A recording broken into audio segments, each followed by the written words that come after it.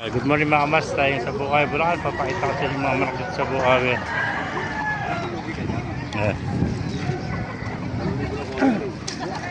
Ubus na ang manok ng kaibigan ko, puro bulik na lang natira. Yun, dos. Yung kinuha, 1.8.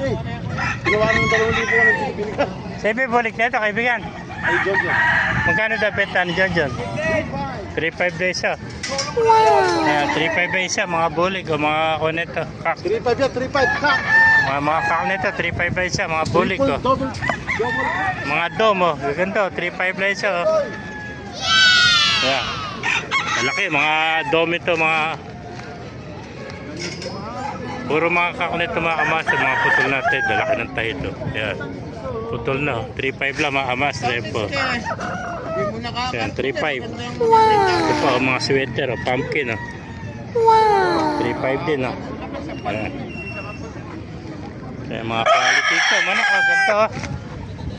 Ayan, puro pack na yan. Kay John pala ito, 3.5 lang sa mga kamas na. Ito, ang ganda mga sweater nito. Puro magugulang nito. Yeah, 3.5 lang sa mga kamaster. Yan po. Yeah. 3.5 sa mga kamaster. Yeah.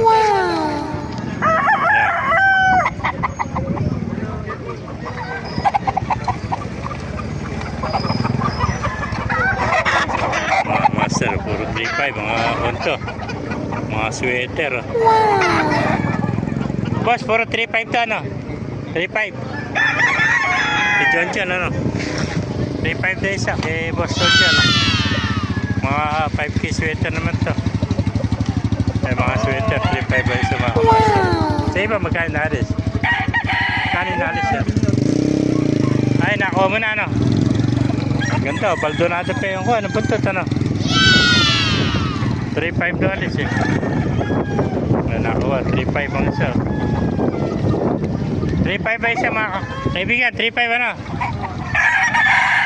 Ay, ganda ng mga manok, mga master. Yeah. Mga sweater. Yeah. Guro mga kak nito, mga master, mga magugulang na. Ganda mga sweater nito. May nakita pa tayo ito, magandang ko, ano? Lasak, oh. Ayan. 3.5, puro 3.5 to, puro mga magulang na. Ayan. Ay, mga kamaster, meron pa tayo nakita kayo eh. Boss, yung ngayon, magkano alis mo?